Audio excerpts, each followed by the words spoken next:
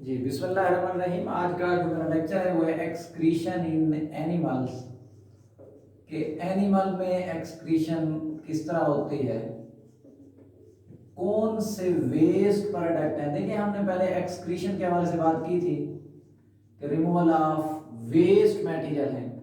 अगर animal hypo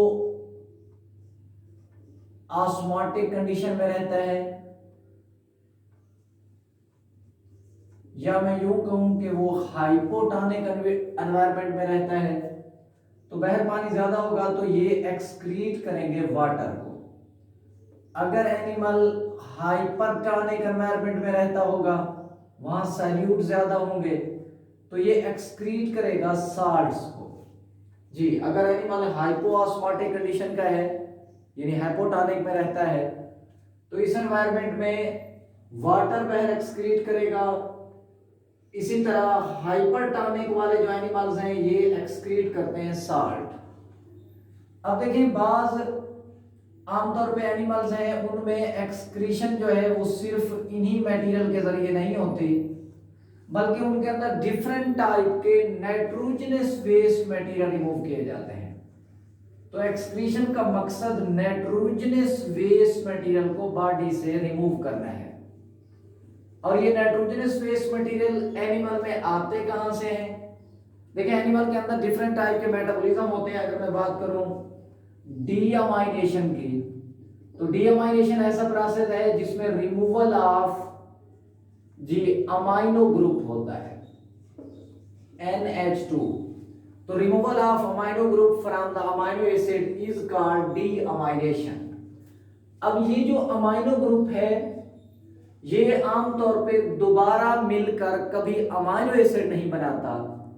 हाँ यही अमाइनो ग्रुप अदर कंपाउंड बना सकता है और ये अदर मॉलिक्यूल या कंपाउंड जो बनेंगे या तो ये बॉडी में यूज्ड हो जाते हैं या फिर इन्हें बॉडी से आमतौर पे रिमूव कर दिया जाता है वेस्ट मटेरियल की शक्ल में। अब देखना यह है कि बॉडी के अंदर अगर यही waste material nitrogenous waste material blood के प्लाज्मा में इनकी क्वांटिटी इंक्रीज हो जाए तो इन वेस्ट मटेरियल के बॉडी में ज्यादा जमा होने की वजह से कन्वल्जन्स यानी दौरे पड़ सकते हैं, कोमा बेहोशी हो सकती है and even may be the death, या आमतौर पे मौत की तरफ पेशेंट जो है वो चला जाता है।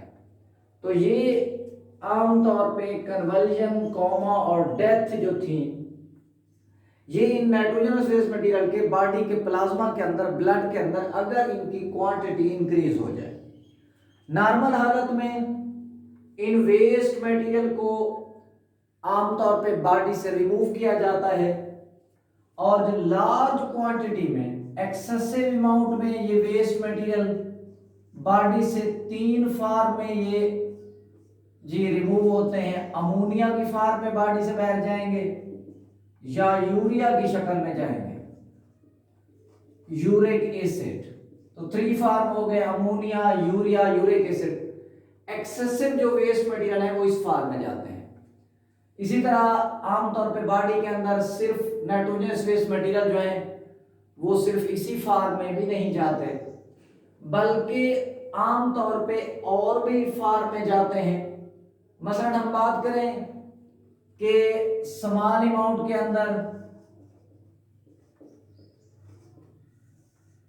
ये वेस्ट मटेरियल जो है जी कैराटीन, कैराटीनीन या ट्राई मिथाइल अमाइन ऑक्साइड जी इस शक्ल में रिमूव किए जाते हैं लोअर क्वांटिटी में। जो कम क्वांटिटी है, लोअर अमाउंट है, उसमें कैराटीन और कैराटिनिन और ट्राई मिथाइल फॉर्म में जाएंगे। ये लोअर अमाउंट में बॉडी से बाहर चले जाते हैं। और वेरी स्मॉल अमाउंट, अगर हम बहुत कम मिकदार की बात करें तो उनमें आमतौर पे अमाइनो एसिड की फॉर्म में या प्योरीन की फॉर्म में या पेरिमिडीन की फॉर्म में। इसका मतलब ये हुआ कि बॉडी के अंदर ज्यादा अमाउंट में nitrogenous waste material ammonia, urea, uric acid की फॉर्म में एक्सक्रीट होंगे। लोअर अमाउंट में कैराटीन, कैराटिनिन और ट्राइमिथाइल अमाइन ऑक्साइड की फॉर्म में, और वेरी स्मॉल अमाउंट में ये waste material amino acid, purine और पेरिमिडीन की शक्ल में रिमूव होते हैं। इसी तरह जो प्योरीन और पेरिमिडीन है, इनकी बॉडी में ब्रेक डाउन की वजह से डिफरेंट टाइप के नाइट्रोजनस वेस्ट मटेरियल बनते हैं। मसलन देखें, ज़ैंथीन बनता है, हाइपोज़ैंथीन है, इसी तरह एलेंटोइन है,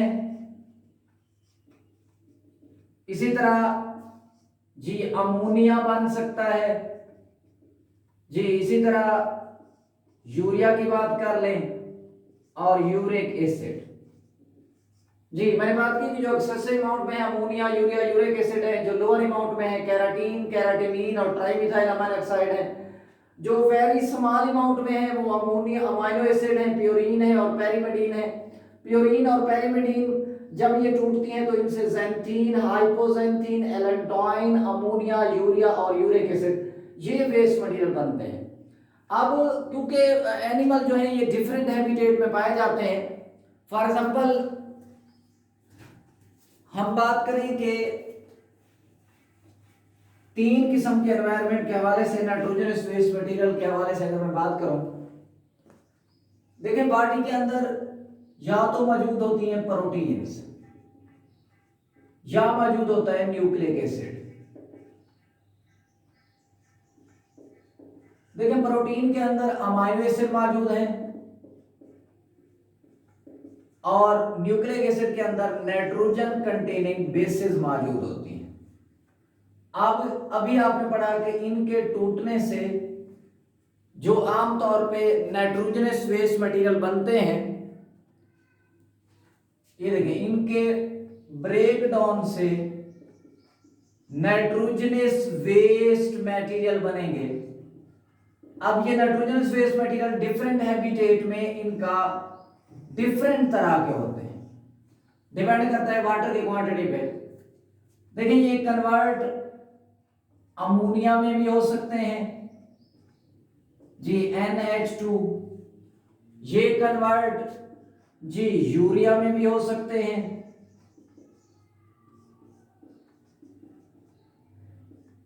जी, ये यूरिया में भी हो सकते हैं, और ये कन्वर्ट यूरिक एसिड में भी हो सकते हैं। अगर पानी की क्वांटिटी एनिमल को ज्यादा मिल रही है तो वहां ये नाइट्रोजनस वेस्ट मटेरियल अमोनिया की फॉर्म में खारिज हो जाएंगे, क्योंकि इन्हें बॉडी से रिमूव होने के लिए ज्यादा वाटर चाहिए होता है। और अगर मॉडरेट सप्लाई है तो यूरिया की फॉर्म में जाएंगे, और अगर ड्राई कंडीशन है तो फिर यही waste material uric acid crystal form में बॉडी से खारिज होंगे। और यूरिक एसिड जो है,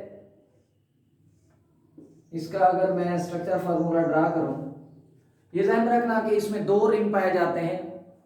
एक रिंग जो है ये 6 कार्बन वाला है, आप देख सकते हैं, और दूसरा जो रिंग है वो 5 कार्बन वाला है।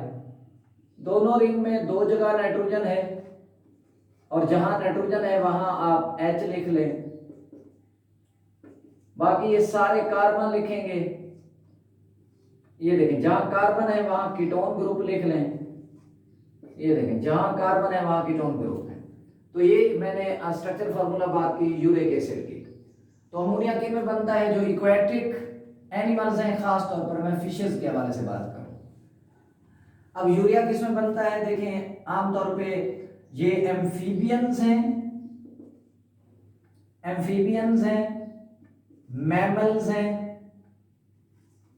मैमल्स हैं, इसके अलावा शार्क है, इसके अलावा बोनी फिशेस हैं जी, इनके अंदर भी आमतौर पे यूरिया बनता है। और यूरिक एसिड जो है ये इंसेक्ट्स हैं,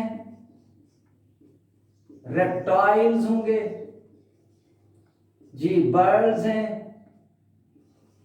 और लैंड स्नेल, ये ऐसे एनिमल हैं इनके अंदर जो नाइट्रोजनस वेस्ट मटेरियल है in the form of uric acid होता है। अल्लाह हाफिज।